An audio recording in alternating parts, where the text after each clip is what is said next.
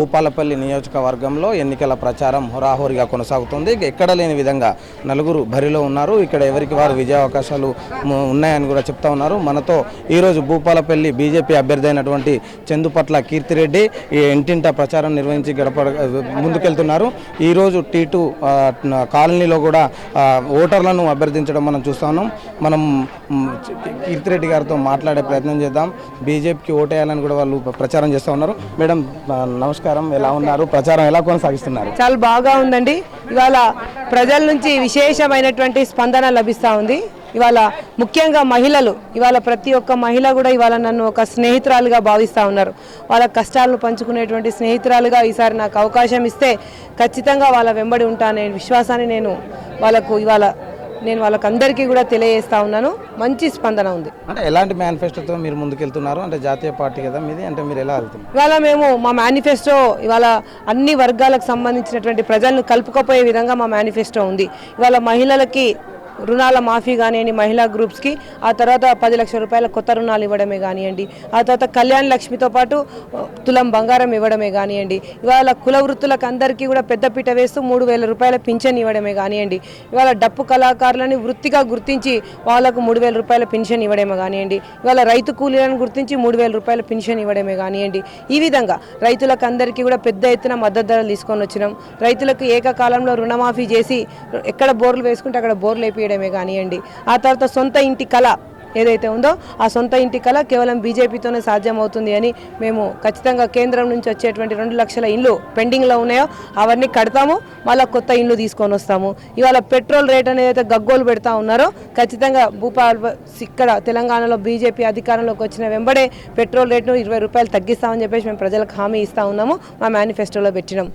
అంటే మీ ప్రత్యర్థులు ఇప్పటికే ప్రచారంలో ముందున్నారు.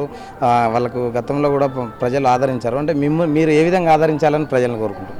ఇవాళ మా ప్రత్యర్థులు రమణారెడ్డి గారిని చూసుకుంటే 2009లో ఆయన ఇక్కడ నుంచి గెలిపిస్తే చీఫ్ విప్ పదవి ఆయనకు వచ్చింది.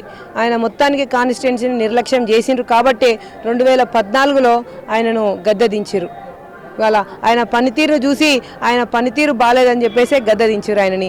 ఆ తర్వాత ఎన్నుకోబడినటువంటి స్పీకర్ గారికి వాళ్ళ అధ్యక్షుడే స్వయాన ముఖ్యమంత్రి గారే మా ఇక్కడ నుంచి రిప్రజెంటేషన్ చేస్తున్న ఎమ్మెల్యే పనితీరు బాగాలేదు, ఆయన కొడుకుల వలన ఆయనకు బాగా చెడ్డ పేరు వచ్చింది, ఆయనకు టికెట్ ఇయ్యను, మా ఎమ్మెల్యే గెలిచే పరిస్థితులని ఆయన నోటి ద్వారా ఆయన సర్వేలే తెలుపుతూ ఉన్నాయి. ఇంకెక్కడ ప్రజలు ఇవాళ టీఆర్ఎస్ని కానీ కాంగ్రెస్ని కానీ నమ్మే పరిస్థితి లేదు. ఖచ్చితంగా భూపాలపల్లిలో ఒక మార్పు తీసుకురావాలని చెప్పేసి ప్రజలు కోరుకుంటా ఉన్నారు. ఆ మార్పు బీజేపీతో సాధ్యం.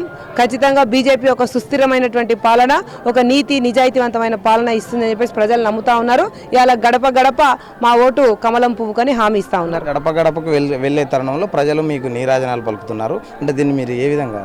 ఇవాళ కేంద్ర ప్రభుత్వం ఇచ్చినటువంటి సంక్షేమ పథకాలు ఏవైతే ఉన్నాయో ఇవాళ ప్రతి ఇంటికి చేరినాయి. ఇవాళ నరేంద్ర మోడీ గారు తీసుకొచ్చినటువంటి స్వచ్ఛ భారత్ కింద లెట్రిన్ బాత్రూమ్లే కానివ్వండి, ఉజ్వల కింద ఇచ్చినటువంటి గ్యాస్లే కానివ్వండి, 12 రూపాయల బీమా పథకమే కానివ్వండి, ఇవాళ ముద్రా లోన్స్ కానివ్వండి, ఈ విధంగా చాలా సంక్షేమ పథకాలు ప్రతి ఇంటికి చేరినాయి. కాబట్టి ఇవాళ ప్రజలు స్వచ్ఛందంగా ఈసారి బీజేపీకి ఓటేస్తామని మాకు హామీ ఇస్తా ఉన్నారు. అంటే మీ ప్రచారం ఇప్పటికీ అన్ని మొత్తం మీ నియోజకవర్గం మొత్తం చుట్టుముట్టారు కదా, ప్రజలు అంటే ఎంత మెజార్టీతో గెలుస్తారు? ఇవాళ ప్రజల యొక్క అభిమానాన్ని ఎవరం వెలగట్టలేము. ఖచ్చితంగా ఈసారి ప్రజలు ఇవాళ మమ్మల్ని ఆదరిస్తారు, గెలిపిస్తారు. వాళ్ళ అభిమానాన్ని మేము రెట్టింపు చేసుకుంటామని చెప్పేసి ఇవాళ ప్రజలకు అందరికీ హామీ ఇస్తా ఉన్నాం.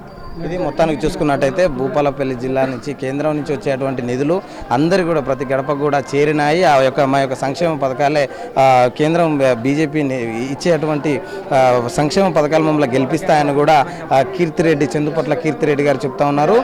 ఇప్పటికే మాత్రం భూపాలపల్లి నియోజకవర్గంలో రాజకీయం రసవత్తరంగా మారిందని కూడా మనం చెప్పుకోవచ్చు. ఇది ఇక్కడ ఉన్నటువంటి పరిస్థితి.